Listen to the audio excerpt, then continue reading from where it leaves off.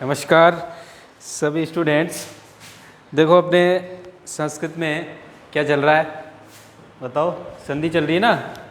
Okay, तो संधि आपको पता है अपन कितने वीडियो इसके बना चुके हैं, बहुत सारे बना लिए हैं। और इसमें से कई टॉपिक अपन पढ़ भी चुके हैं।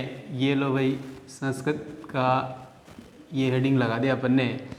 टॉपिक चल रहा है अपना कौन सा, संधि। और उसके बाद संधि में अपनी चल रही है कौन सी, स्वर संधि। कौन सी संधि चल रही है, स्वर संधि। ठीक है, स्वर संधि में हमने कई सारे इसके पार्ट पढ़ लिए हैं, याद हो आपको, याद है ना। तो आज जो हम पढ़ने वाले हैं, 2 संधियाँ 3 संधियाँ अपनी बच गई है। तो इसमें अपने छठे नंबर पे, 6 तो शायद हमने पढ़ ली, हाँ छठे पे चलेगी।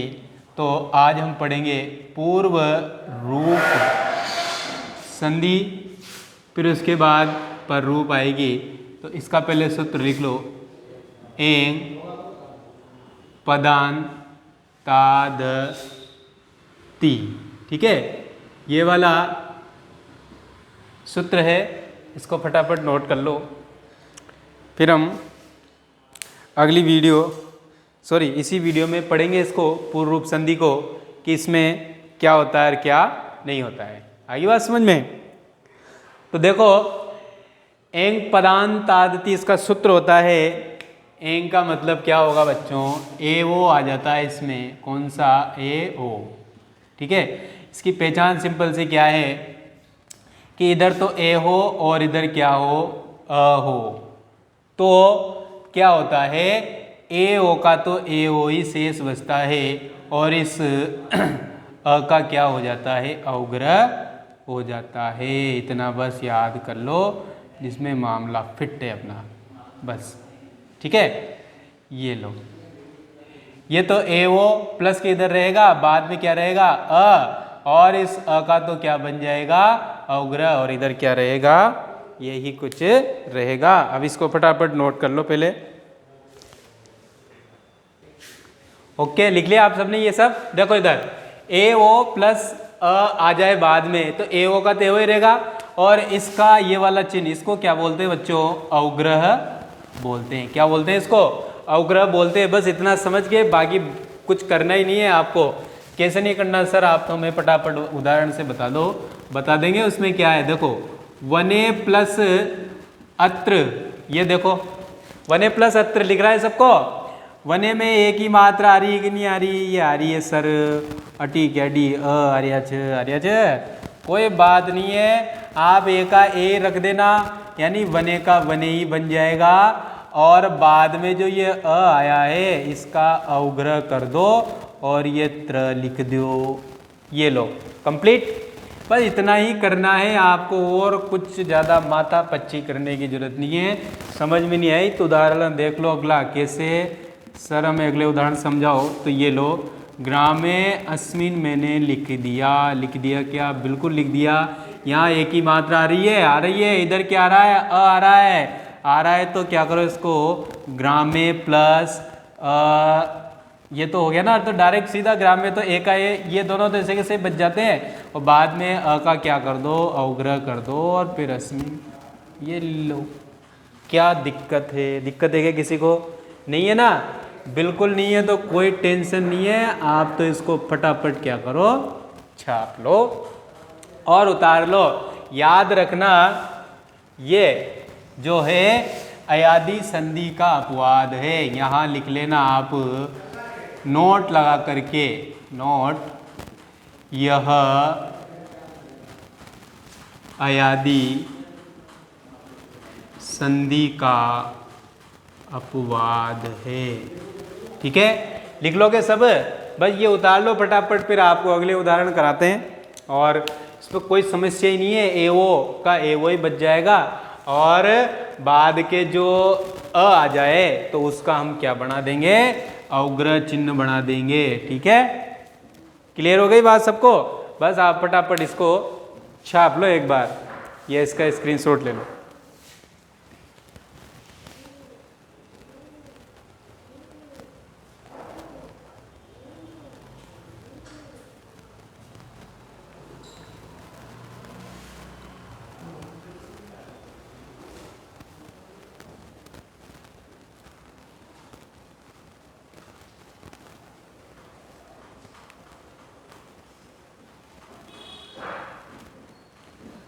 आगे बात समझ में? देखो ए का तो हो गया, अब ओ वाला भी देख लो। कैसे बताओगे सर? तो इसमें कौन सी बड़ी बात है, यही आपको बता देता हूँ। गुरो प्लस औ मैंने लिख दिया मान लो, ठीक है। कौन सी मात्रा यहाँ? ओ की है तो कोई दिक्कत नहीं है, हमें तो कोई दिक्कत होएगी नहीं होएगी, क्योंकि हमें तो सब पता है। क्योंकि गुरो लिख दिया ऐसे कैसे, यह का क्या बनाओगे बोलो फटाफट। अवग्रह बना दिया, ये बन गया। बना कि नहीं बना? बन गया करे। हटी गटी और देखो, को प्लस अपी लिख दिया क्या? ये लो, डायरेक्ट भी बना दो आप तो, को अपी, ये ल्यो। अरे बने कि नहीं बने? फटाफट बन गए क्या? ओ तुम्हें तो सभी समझ में आ गया ना, तो फिर कोई बात नहीं, आप लिख लो और उदाहरण याद करना आप और सोल्व करना। 100 प्लस अपी, ठीक है, विष्णु प्लस औ, ठीक है, फिर वने अत्र हो गया तो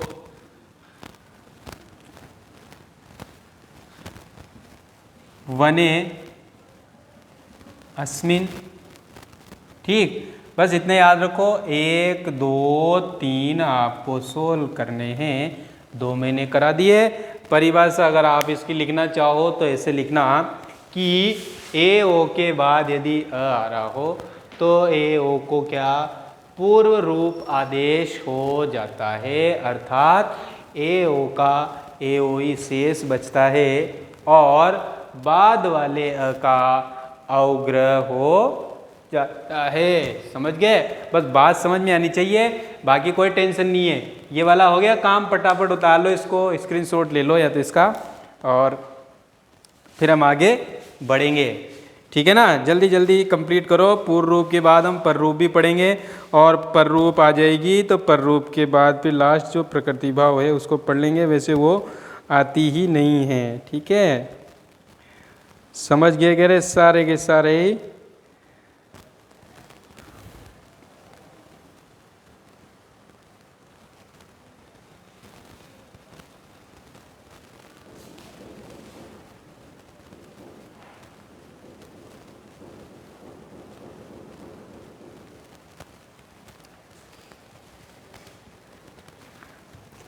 लिख लिया क्या सबने? लिख लिया? ओ तो लिख लिया तुमने, तो ये मैंने डस्टर ले लिया, ये डस्टर देखो, और इसको ये मैंने मिटा दिया। ये लो फटाफट, अब आप अगली हेडिंग डालो। कौन सी डाले सर? ये तो उतार ही लिया आपने। और आप, मेरे को लग रहा है कि आप जो हेडिंग डालने वाले हो ना, कौन सी? पर रूप, ठीक है भाई बालकों, क्या पर रूप संधि। सर इसका सूत्र क्या है? उसका तो एंग पदांता दी था, इसका एंगी पर रूपम, एंगी पर रूपम। ध्यान से देखो, ध्यान से सुनो और उतार लो फटाफट। इसका सूत्र क्या हो गया? एंगी पर रूपम। क्या हो गया बच्चों? एंगी पर रूपम। लिख लो फटाफट। इसमें क्या होता है सर? कुछ भी नहीं होता रे भाई, इसमें तो बहुत सिंपल सी बात है। पहले तो क्या आता है? अकारांत उपसर्ग। कौन सा? अकारांत उपसर्ग। अकारांत का मतलब क्या हो गया? ऐसे उपसर्ग जिसके आगे क्या आता हो, जैसे उप उपसर्ग है, औ उपसर्ग है और प्र उपसर्ग है। ये तीनों में ही क्या देखो, अ आ रहा कि नहीं आ रहा? लास्ट में प्र में भी अ है, औ है, ये 3 उपसर्ग हो गए। और एक बाद क्या हो? ए ओ हो, तो दोनों के स्थान पर क्या हो जाता है? पर रूप आदेश हो जाता है। पर मन बाद वाला, देखो ये पर रूप, यानी वापस ए ओ ही हो जाएगा। बस कंडीशन क्या है कि आगे क्या होना चाहिए? अकारांत उपसर्ग, तो ये उप हो या अव हो या प्र हो। और यहाँ पर भी नोट चिपका लेना 10-20 रुपए का अपने अपने हिसाब से, कि सर नोट में लिखे क्या क्या लिखोगे? देखो क्या लिखोगे? यह वृद्धि संधि का अपवाद है। किसका अपवाद है ये? वृद्धि संधि का। लिख लिया कह रहे भाई बच्चों, अब आप उदाहरण से समझ जाओ, बस इतनी सी लाइन याद कर ली, सोच लो, खत्म काम खत्म। ये लो, अकारांत उपसर्ग के बाद यदि ये वो आ रहा हो तो दोनों के स्थान पर पररूप आदेश हो जाता है। हो गया क्या पररूप आदेश? हो गया क्या? हो गया। तो सर आप तो मैं उदाहरण से समझा दो, मुझे समझ में नहीं आता, बिल्कुल नहीं आता। तो ये लो, प्र प्लस एजते, देखो ठीक है डी, ध्यान से, प्र प्लस एजते आ गया? आ गया क्या? ओ बिल्कुल आ गया सर, तो कोई दिक्कत नहीं है। देखो प्र आया कि नहीं आया? आ गया क्या? ये प्र यहाँ पे रहा, प्र आ गया, तो प्र को आप ऐसे कैसे लिख दो, लिख दिया, ये लिख दिया। बाद में जो एक ए आए या ओ आए उसकी मात्रा इस पे लगा दो, ये लो, ये प्रे और ये ज और ये ते। बोलो कोई दिक्कत है क्या? नहीं है ना? नहीं है तो फिर लिख लो ना, क्या जा रहा है, लिखो फटाफट। देखो आगे आ जाए, उप आ गया क्या, और एजते इस पे भी लगा दें तो कोई बड़ी बात नहीं है। क्या बनेगा भाई बच्चों? उपेजते बनेगा कि नहीं बनेगा? सर बनेगा। और क्या उदाहरण आ सकता है? उप प्लस ओस्ती आ जाए तो सर आप क्या करोगे? तब भी मैं इसको क्या कर दूंगा? उपोस्ती बना दूंगा, ज़बरदस्ती बना दूंगा, ज़बरदस्ती नहीं बनाऊंगा, इस नियम से बनाऊंगा। बन गया क्या रे? देखो भाई देखो, फटाफट बन गया। लिख लो आप इसको, छाप लो फटाफट, स्क्रीनशॉट ले लो, लेना हो तो। मैं हट जाता हूँ साइड में, नहीं तो भाई मेरी फ़ोटो आएगी है, फिर तुम कहोगे कि सर आपकी फ़ोटो आ रहे हैं, आप साइड में हट जाओ, डोडे हट जाओ, है? समझ गए भाई बाल को?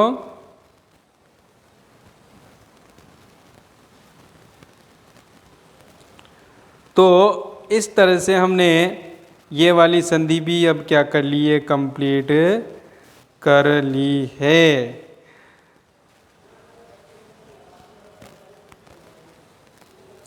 ठीक है, दो दो उदाहरण। तो एक उदाहरण और लिख लो इसका, ओ वाला एक ही लिखा है तो ओ वाला एक और लिख लो भैया। प्र प्लस ओस्ती लिख लो, बढ़ाओ, देखे इसको बढ़ाओ, बढ़ाओ तो मेरे सामने बढ़ाओ फटाफट। ये रहा इधर, प्र प्लस ओस्ती लिख लिया। क्या लिखना और क्या बनाना, इसमें तो कोई ऐसी वैसी बात ही नहीं है, नहीं है ना ऐसी बात है? अरे तुम्हारे सामने क्या ऐसी ऐसी बात हो सकती है? देखो मिटा दो इसको, ओ मिटा दो, क्या बना दूँ?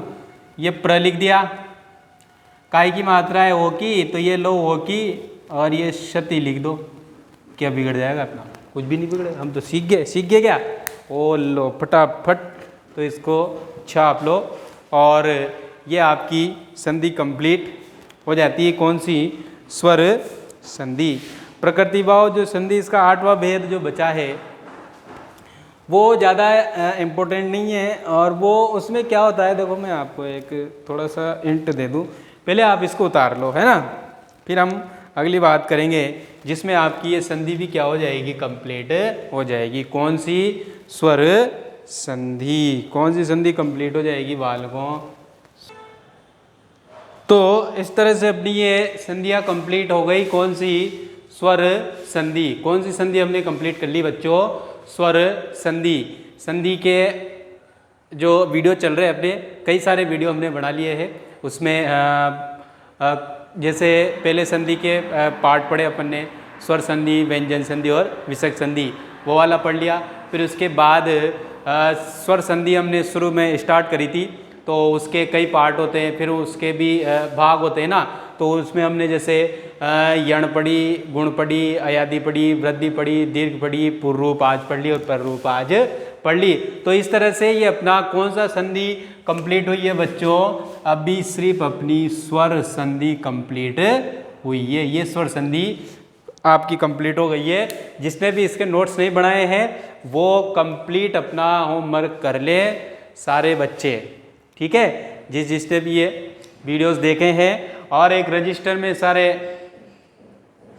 उदाहरण जो मैंने लिखा है परिभाषाएं प्रकार सारे के सारे आप कंप्लीट एक्यूरेट उसको क्या करो, नोट्स बना लो और आपको बहुत फायदा होने वाला है। वीडियो को बार बार आप रोक रोक करके देख सकते हो, समझ सकते हो। एक बार में समझ नहीं आई, 2 बार देखो, 3 बार देखो, 4 बार देखो, ताकि इससे क्या होगा, आपकी जो पढ़ाई है वो प्रभावित नहीं होगी। ठीक है,